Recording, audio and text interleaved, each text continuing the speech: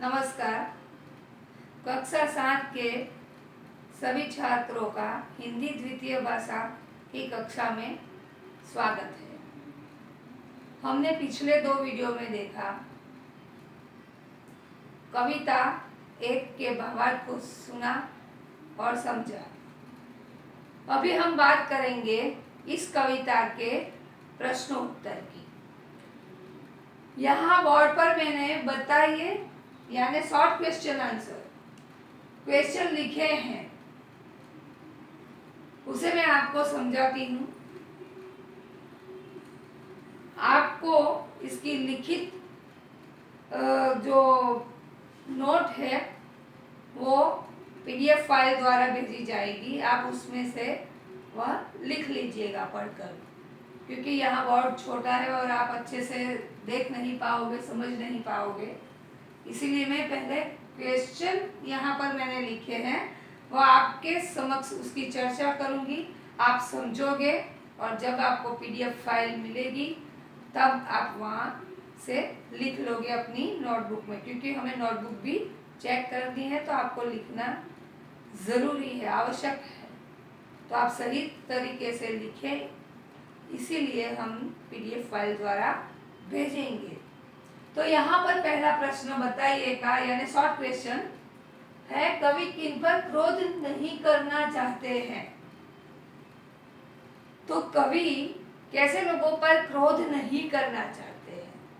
जो लोग बुरे हैं, गलत राह पर चलने वाले हैं, ऐसे व्यक्तियों के ऊपर कवि क्रोध नहीं करना चाहते, गुस्सा नहीं करना चाहते, क्योंकि उनके प्रति प्रेम भाव रखकर उनकी बुराइयों को भी दूर करना चाहते हैं। यदि वे उनके प्रति वैर भाव रखेंगे तो उनमें उनके अंदर जो वैर की भावना है वो और भी बढ़ जाएगी। तो ऐसे दुर्जनों के प्रति भी साम्य भाव, समानता का भाव, दया का भाव रखकर उनको सही मार्ग दिखाना चाहते हैं। तो कवि ऐसे लोगों पर क्रोध नहीं करते जो बुरे रास्ते पर चलते हैं, गलत हैं, बुरे हैं, तो उन पर कवि क्रोध नहीं करना चाहते। प्रश्न 2, ईर्ष्या का भाव क्यों आता है? ईर्ष्या यानी जलन, जेलसी जिसको कहते हैं, जेलसी, ईर्ष्या भाव। तो किसी की तरक्की यानी प्रगति, प्रोग्रेस देखकर हमारे मन में उसके लिए ईर्ष्या का भाव उत्पन्न होता है। जैसे कि कोई अमीर आदमी हो और वो अपनी सुख सुविधा पूर्ण जीवन जी रहा हो, तो उसे देखकर हम यह करते हैं कि देखो ये कितना बड़ा है, ये अमीर है तो हमारी ओर देखता नहीं है, केवल उसके पास ही इतने पैसे हैं, ऐसा सोचते हैं, हमारे पास भी आएंगे, ये वो कैसे भी हम बोलते हैं उनके बारे में, कुछ भी बोलो, पर वो उनके पास जो है वो उनकी मेहनत का होगा उनके पास, तो हमें उनकी तरह नहीं बनना है। तो उनकी तरक्की को देखकर हमें जलन नहीं होनी चाहिए। वो अपनी मेहनत और लगन से उस शिखर तक पहुंचा होगा, यह सोचना चाहिए और हमें भी उनकी तरह मेहनत और लगन से आगे बढ़ना चाहिए। तो ईर्ष्या भाव दूसरों की प्रगति को देखकर आता है। प्रश्न 3, सहनशीलता की आवश्यकता कब पड़ती है? सहनशीलता, टॉलरेंस, सहनशीलता, सहन शक्ति की आवश्यकता कब पड़ती है? जब कोई प्रियजन हमारा हमसे दूर हो जाए तब, और कभी कोई बुराइयों से हमारा सामना हो, उस वक्त सहनशीलता की आवश्यकता पड़ती है। अपनों से बिछुड़ने पर और कोई प्रकार की हानि यानी हमें कोई नुकसान हो, हमारा कोई बड़ा नुकसान हो जाए, हमसे हमारा अपना कोई बिछुड़ जाए, दूर हो जाए, तब सहनशीलता की आवश्यकता पड़ती है। तो यहाँ 3 प्रश्न मैंने लिखे हैं, तो उसकी समझौती मैंने आपको बता दी। आगे चौथा प्रश्न है, सुख और दुख में कैसे रहना चाहिए, यानी सुख में और दुख में हमें किस तरह का व्यवहार करना चाहिए, कैसे रहना चाहिए। तो सुख और दुख में स्थिर और अविचल, यानी अधिक पैसा आ जाए, सुख आ जाए तो उसे उड़ाना नहीं चाहिए। सुख से हमें घमंड, हमारे अंदर जो घमंड आता है वो घमंड कभी नहीं आना चाहिए। अधिक सुख सुविधा दूसरों से अधिक हमारे पास है, हम ही बहुत बड़े हैं, हम ही अमीर हैं, हम ही ज्ञानी हैं, ऐसी भावना, घमंड, अभिमान, अहंकार कभी नहीं आना चाहिए। और दुख में कैसे भी दुख हो, हमें कभी घबराना नहीं चाहिए, कुछ समय के बाद वह चला जाएगा। हमेशा के लिए किसी के जीवन में सुख और हमेशा के लिए किसी के जीवन में दुख कभी नहीं रहता है, तो कुछ समय के पश्चात वह चला जाता है। हमें चाहिए कि हम ऐसे हालातों में संयम बरते, जैसे आजकल हम संयम से काम ले रहे हैं अपने घरों में रहकर, ताकि हम कोरोना जैसी महामारी से लड़ सके और देश को इस बीमारी से मुक्त करा सके। तो इस तरह सुख और दुख में संयम और धैर्य से काम लेना चाहिए, स्थिर रहना चाहिए। सुख देखकर कभी छलक नहीं जाना चाहिए, दुर्व्यवहार नहीं करना चाहिए और दुख में कभी घबराना नहीं चाहिए। तो कहने का अर्थ यह है कि सुख में स्थिर और अविचल रहना चाहिए। तो यहाँ पर बताइए कि 4 प्रश्नोत्तर पूरे होते हैं। अधिकतम के प्रश्नोत्तर हम उसकी चर्चा करेंगे। तो अधिकतम के प्रश्न मैं बोर्ड पर लिखती हूँ, आप उसे ध्यान से देखें और सुने। अधिकतम प्रश्न नंबर 1, कवि किन के प्रति साम्य भाव रखना चाहते हैं। साम्य भाव यानी समानता का भाव। कवि किन लोगों के प्रति साम्य भाव रखना चाहते हैं, प्रश्न 1।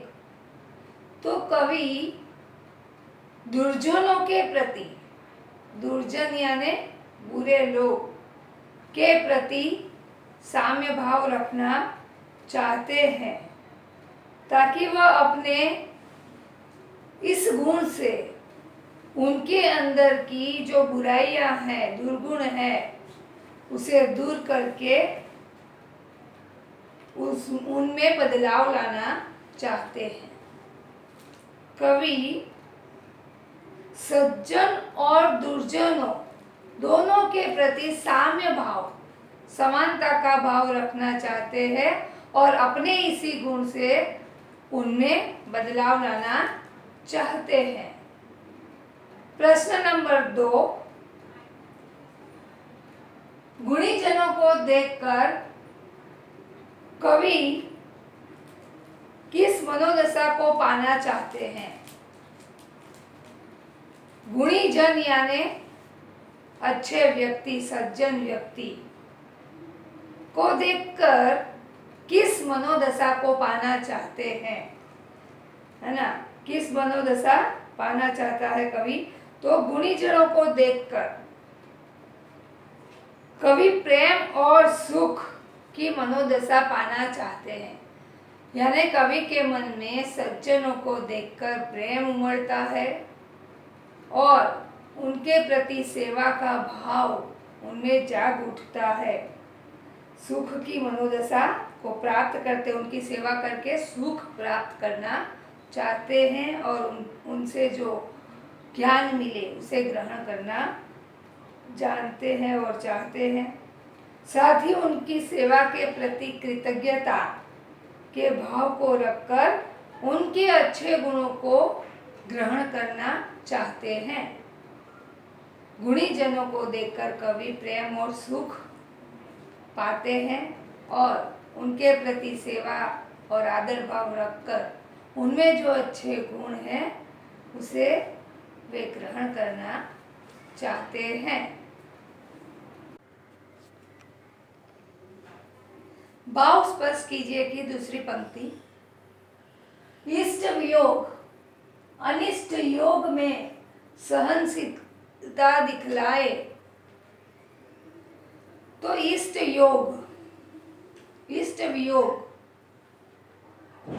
और अनिष्ट योग, इष्ट वियोग यानी प्रिय व्यक्ति से हम बिछड़ जाए, उनसे विच्छोह हो,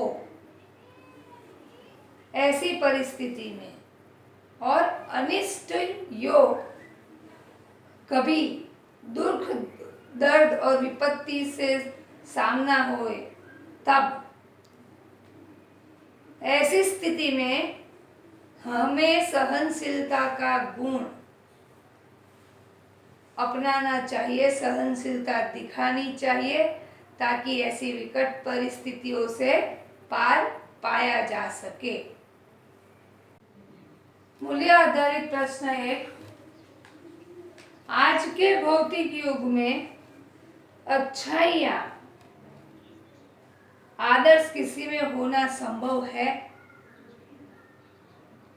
अपने विचार लिखिए। तो मानवता का गुण जो है वो सभी के अंदर है, ये हम जानते हैं, और आज के भौतिक युग में ये गुण सभी के अंदर है और उसी रास्ते पर चलना असंभव भी नहीं है। कठिन अवश्य है परंतु संभव है। तो आज के युग के महात्मा गांधी जी भी है और ऐसे कई समाज सेवक हैं अनगिनत, हम आजकल देख रहे हैं। यदि डॉक्टरों ने ऐसा कह दिया कि हम अस्पताल नहीं आएंगे, पुलिस ने कर्मियों ने कह दिया कि हमें भी कोरोना से डर लगता है, हम अपनी ड्यूटी नहीं निभाएंगे, तो क्या ये संभव है कि आज हम सुरक्षित रह पाए? तो ऐसे मानवीय गुण, अपने आदर्श, कर्तव्य निष्ठा, कर्तव्य परायणता जो है उसका अनुसरण करते हुए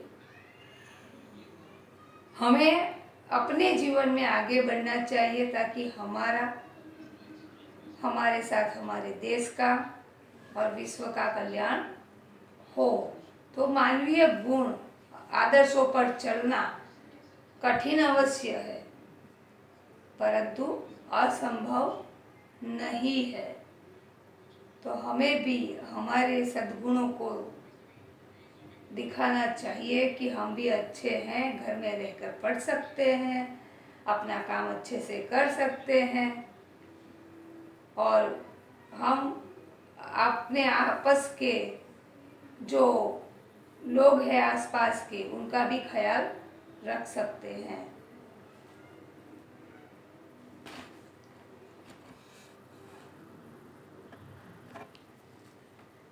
प्रश्न दूसरा है कि डर सबको लगता है, आपको भी लगा होगा, कोई अनुभव सबको सुनाए।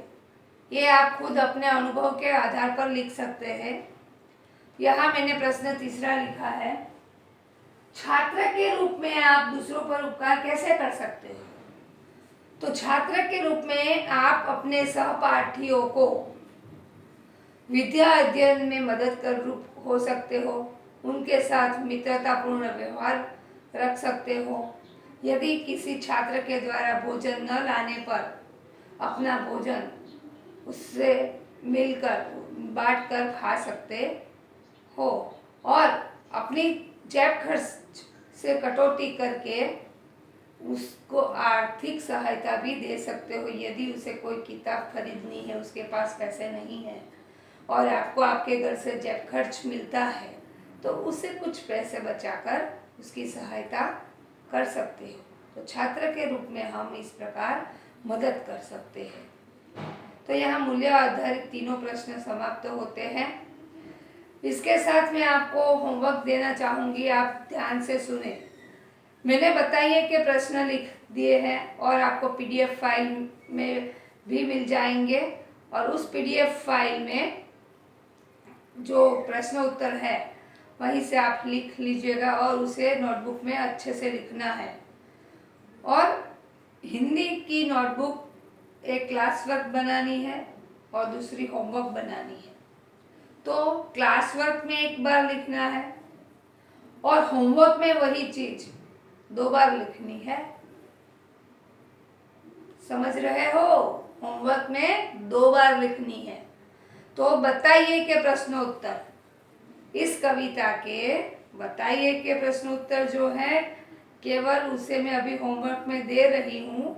आज के होमवर्क में आप वह कीजिएगा 2 बार। एक बार क्लास वर्क में लिखना है और दूसरी बार होमवर्क में वह भी 2 बार लिखना है।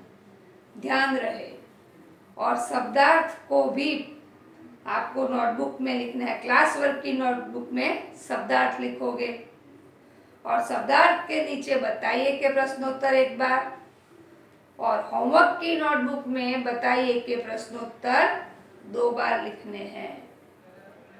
तो आशा करती हूँ कि इस कविता का भावार्थ बताइए कि प्रश्नोत्तर अधिकतम और मूल्य आधारित आपने ध्यान से सुने होंगे, और PDF फाइल द्वारा आपको ये लिखित रूप से मिल जाएंगे। उसे आप सभी को अवश्य लिखना है बिना भूले। धन्यवाद। जय हिंद, जय भारत।